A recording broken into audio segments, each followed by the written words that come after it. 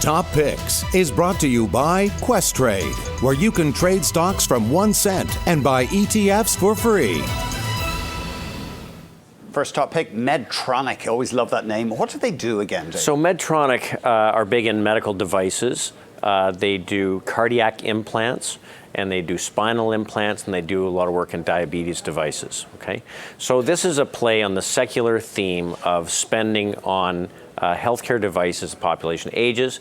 Medtronic has scale. It's a $100 billion company. They recently made an acquisition of Covidien, which should save them about, over time, $850 million a year in costs. This is a company that's all about scale. So if you believe that spending is going to continue to grow, and we do, fundamentally it's very attractive. Medical devices and implants as a sector have been a very strong sector in the healthcare space, even through the recent correction. And the last piece I'll say is if you look at Medtronic over the last year, basically it traded sideways over the last 52 weeks and recently broke out. Technically, it looked very, very attractive.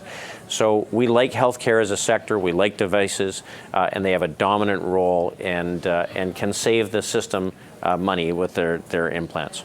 Honeywell International, another tech engineering giant. Look, we believe we are in a connected world, and Honeywell as an industrial is large in auto efficiency, heating efficiency, and everything they do is connected.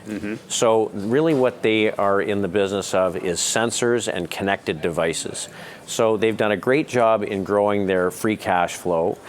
Stock pays a 2% dividend. It's grown 13% a year over the last number of years. They are the market share leader in every market that they're in. So the leader has a tendency to be able to make a good margin. And it's not an expensive stock. It's trading at about 16 times earnings. We like industrials, we like connected devices, and we like to see dividend growth. Okay, yeah, and there's a big push. I mean, they're all about, or a lot of them, their activities are about making buildings more energy efficient, and that's kind of the next frontier. That's absolutely right. Home automation, energy efficiency, and auto efficiency, all of those three key sweet spots. Because I know if we go on and on about carbon capture, but if we just weatherproofed our buildings a bit better, it would save a lot of energy. And finally, BlackRock, the huge investment manager. Look, this is, if I had to buy one or two companies, BlackRock is one of them. I think BlackRock is very attractive. Of course, BlackRock are the investment management company. They're the absolute leader in ETFs. We have a big secular theme of money working their way towards ETFs.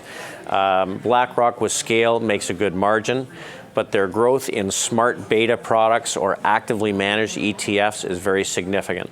So while money has been leaving equities in general through the course of this year, BlackRock is seeing very strong net inflows into their ETF base. If you like the market, ETF assets are going to grow. If you like ETF with relation to other asset management, their assets are going to grow and their margins are expanding.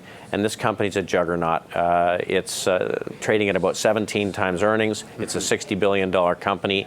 We think we have a long cycle in front of us in strong equity markets, and about 60% of their products are exposed to equities. Maybe we could put up a 10-year chart for BlackRock because, often it's better to buy the investment manager rather than the stock market. Look, they have $1 trillion under management in their ETF business.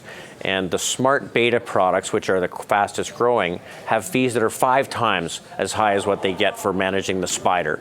So growing margins, growing asset base, secular tailwind from stronger markets. We think this is very attractive. Yeah. Oh, good stuff, David. Thank you very much. David Burrows has been our guest. And remember, we'll have lots more tomorrow on Market Cove. And Daniel Strauss, the ETF specialist, joins us from National Bank.